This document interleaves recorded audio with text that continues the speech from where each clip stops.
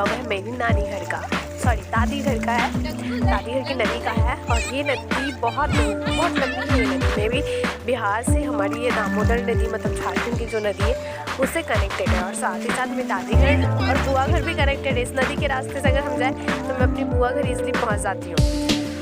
और हम लोग तो झारखंड के लोग ज़्यादा नदी नाले नहीं जाते नहाने वाले, तो वहाँ गए थे तो हम लोगों को अच्छा लगा कि चलो जाना चाहिए, एंजॉय करना चाहिए। सो मैं गई थी और एंजॉय भी की और वहाँ की कुछ मेमोरीज को मैंने इस ब्लॉग में ऐड किया है।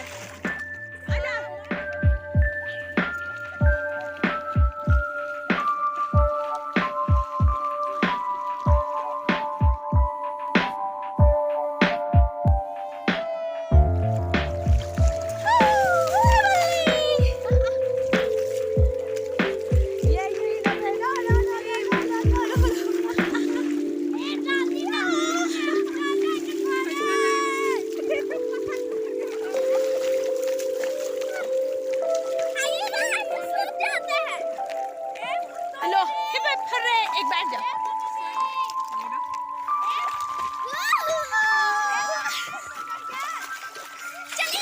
नंटू आ गया।